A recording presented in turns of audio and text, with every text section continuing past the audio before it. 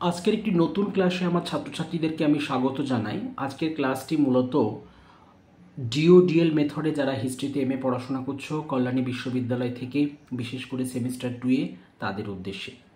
আজকের এই ক্লাসে আমি ছোট্ট করে তোমাদের সামনে সেকেন্ড সেমিস্টারের পঠন পাঠনের বিভিন্ন দিক খুব ছোট্ট করে রিপ্রেজেন্ট করতে চাইব।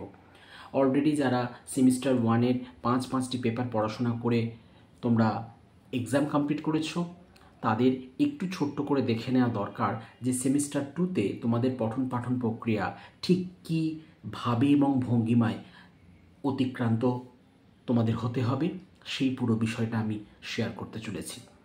ইতিপূর্বের মতো তোমরা সেকেন্ড সেমিস্টারে কিন্তু কয়েকটি কোর পেপার তোমরা পাবে, যেগুলো আমি এখানে ছোট্ট করে বলে রাখবো, ছোট্ট করে তাদের বিষয়বস্তুও বলে রাখবো, এবং আমার বক্তব্য রাখার পর্যায়ে তোমরা স্ক্রিনে কিন্তু সেই সমস্ত পেপারের সিলেবাসের ডিটেলসটাও ডিসপ্লে হতে দেখছো। কাজেই আমার মনে হয় আমার কথোপকথনের সঙ্গে সঙ্গে ডিসপ্লে হওয়া সিলেবাসের বিষয়টা যদি একটু তোমরা ম্যাচ করে নাও, তাহলে তোমাদের বুঝতে একটু হলেও সুবিধা হবে।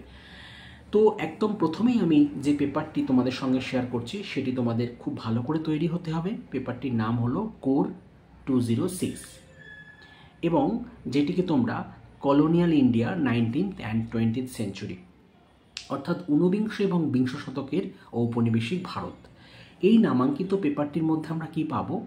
ব্রিটিশ শাসনাধীন ভারতবর্ষ বা ঔপনিবেশিক পর্যায়ের যে ভারতবর্ষ, যে পর্যায়ে ব্রিটিশরা তাদের শুধু নিয়ন্ত্রণ বজায় রাখেনি, তারা একটা দীর্ঘ সময় এখানে অতিবাহিত করেছে। ভারতবর্ষের সেই ঔপনিবেশিক দশার বিভিন্ন হাল হাকিকাত কিন্তু আমরা এই পেপারটির মধ্যে আমরা পাব।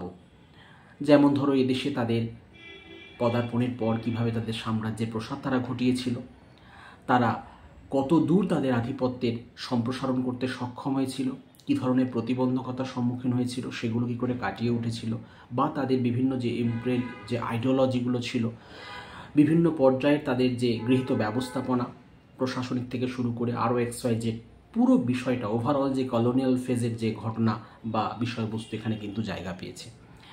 এরপরে যে পেপারটি তোমাদের পড়াশোনা করতে হবে সেমিস্টার 2-তে, সেটি হলো কোর 207।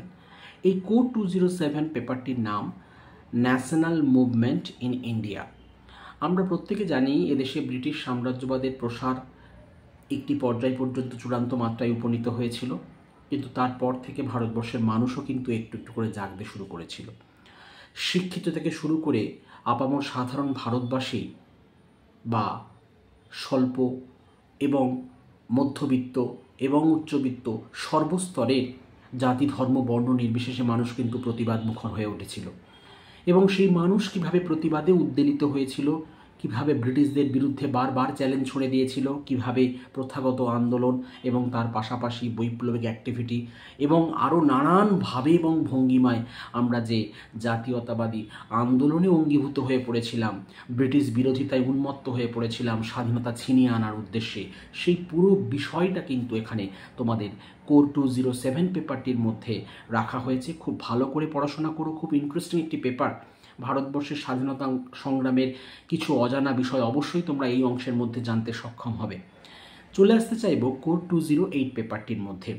এই পেপারটির নাম খানিকটা এরকম, life and thought of Bengal in 19th century.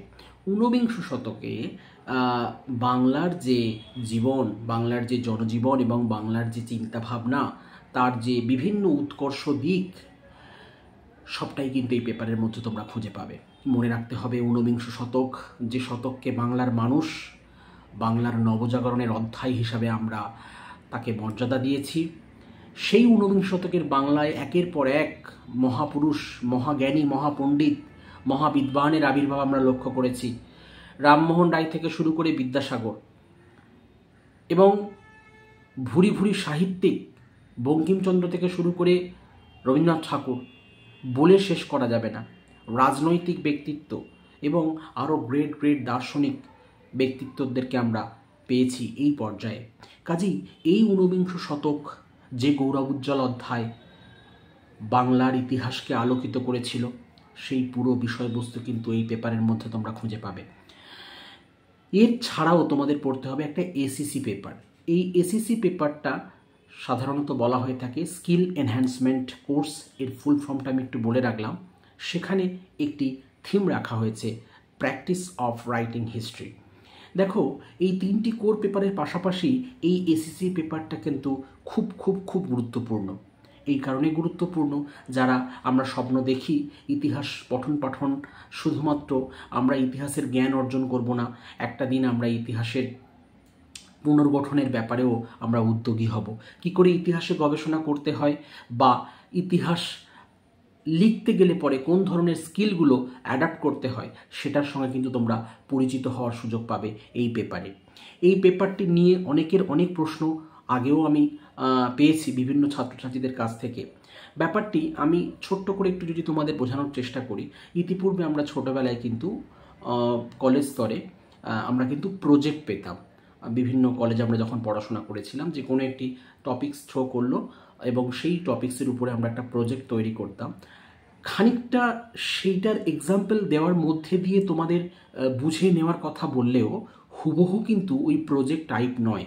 এটার মধ্যে আরও অনেক কিছু XYZ ফ্যাক্টর থাকছে, খুব সুন্দর করে তৈরি করতে হয়। এর মান থাকে 25 এবং সেই 25 নম্বরের পেপারটি যেমন লাস্ট ইয়ারে যেমনটা টপিকস থ্রো করা হয়েছিল, যে রাইট আ হিস্টোরিক্যাল এসে ফলোয়িং টপিক্স বলে দেওয়া হয়েছিল, যে নিচে কয়েকটা টপিক্স তোমাদের দিয়ে দেওয়া হচ্ছে, যে সমস্ত টপিক্সগুলো প্রোভাইড করা হলো তার উপর একটি ঐতিহাসিক একটা এসে বা হিস্টোরিক্যাল এসে তোমরা লেখো। এবং আরেকটা কথা বলতে চাইবো, এখানে কিন্তু একটা ওয়ার্ড লিমিটও বেঁধে দেওয়া হয়ে থাকে ইউনিভার্সিটির তরফ থেকে, 2500 থেকে 3000 শব্দের মধ্যে সেগুলো করতে হয় এবং এর মান থাকে কিন্তু 25 মার্কস। একটা নির্দিষ্ট সময় তোমাদের বেঁধে দেওয়া হবে, সেই সময়ের মধ্যে কিন্তু কাজটি কমপ্লিট করে তোমাদের সাবমিট করতে হবে। বিষয়টি যতটা সংক্ষেপে আমি বলছি, বিষয়টা কিন্তু ততটা সংক্ষিপ্ত নয়, আবার ততটা ইজিও নয়, আবার ভয়ঙ্কর কঠিনও নয়। সবটা বুঝে শুনে গুছিয়ে কিন্তু এই কাজটা তোমাদের তৈরি করতে হবে। জাস্ট বিন্দুতে সিন্ধু দর্শনের মতো আমি এসিসির প্রসঙ্গটা তোমাদের কাছে রাখলাম। এটা নিয়ে বললে পরে 1 ঘন্টা বলতে সময় লাগবে। কিভাবে পুরো বিষয়টা তৈরি করতে হয়, কিভাবে সেটা কম্পোজ করবে, সেটা সাবমিট কিভাবে করবে, তার মধ্যে কোন কোন ডকুমেন্টস আমাদের রাখা দরকার, প্রাইমারি সোর্স কাজে লাগাবো কিভাবে, সেকেন্ডারি সোর্স কোথা থেকে পাবো, সেগুলোকে লিখতে হয় কিভাবে, আরও হাজার একটা বিষয় কিন্তু এর মধ্যে রয়ে গেছে। তবে এটি অত্যন্ত গুরুত্বপূর্ণ একটি অংশ। তোমাদের লাইফ টাইমে এরকম অভিজ্ঞতার খুব কমই অভিজ্ঞতার মধ্যে দিয়ে তোমরা গিয়েছো আমি বলবো। যদি ঠিকঠাক সিরিয়াসলি করো অনেক কিছু শিখতে পারবে এবং অনেক কিছু তোমরা পাবে এই পর্যায় থেকে। যাই হোক, খুব বেশি দীর্ঘায়িত করছি না আমার বক্তব্য। তো টোটাল আমি 4টি পেপার নিয়ে ডিসকাস করলাম খুব সংক্ষেপে। প্রথমে বলেছিলাম 206, তারপরে 207, তারপরে 208। এই 3টে কোর পেপারের সঙ্গে শেষে বললাম ACC paper, practice of writing history, এই নামে। এখন সেমিস্টার 2তে এই টোটাল 4টি যে পেপার আলাদা আলাদা করে বললাম, তার বাইরেও কিন্তু আরও একটি পেপার তোমাদের পড়তে হবে। সেই পেপারটি কি? ধরো তোমরা হিস্ট্রিতে এমএ পড়াশোনা করছো, তোমাদের কিন্তু এমন অন্য একটি সাবজেক্টকে বেছে নিতে হবে যে পেপারটা কিন্তু তোমাদের এই সেকেন্ড সেমিস্টারে পড়াশোনা করতে হবে। সেই পেপারটি কি, কোন সাবজেক্ট তোমরা পাবে, সেটা কিন্তু ইউনিভার্সিটির তরফ থেকে একটা ক্লিয়ার কাট তোমরা মেসেজ পেয়ে যাবে, তোমরা একটা ধারণা পেয়ে যাবে যে তুমি যদি হিস্ট্রিতে এমএ করে থাকো, তুমি যদি হিস্ট্রিতে এমএ স্টুডেন্ট হয়ে থাকো, তাহলে তোমরা কোন কোন সাবজেক্ট তোমরা পাচ্ছ, তার মধ্যে কোনো একটি সাবজেক্ট তোমাদেরকে বেছে নিতে হবে।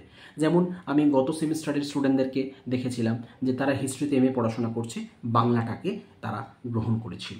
সুতরাং সেইভাবে তোমরা কিন্তু তৈরি হও। তোমরা অবশ্যই নির্দিষ্ট সময়ের মধ্যে ইউনিভার্সিটির তরফ থেকে তোমরা এই তথ্যগুলো পেয়ে যাবে এবং যেমনটি তোমরা পাবে সেইভাবে কিন্তু সেগুলো সিলেক্ট করে কাজগুলো কিন্তু ফরওয়ার্ড করবে, কোনোভাবেই ডিলে করবে না।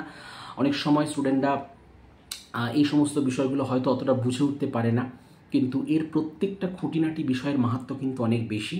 সুতরাং সময়ের মধ্যে যেমন তোমরা জেনে উঠবে, বুঝে উঠবে এবং সেই মোতাবেক কিন্তু কাজ করবে। এবং যত দ্রুত আমি সেমিস্টারের সার্বিক অবয়বটা বুঝে উঠতে পারবো, তত দ্রুত কিন্তু আমার মনস্তাত্ত্বিক যে প্রিপারেশন, সেটা কিন্তু আমি নিতে সক্ষম হব। কাজেই বিষয়টি খুবই সাধারণ বলে মনে হলেও এর গাম্ভীর্যতা কিন্তু যথেষ্টই রয়েছে।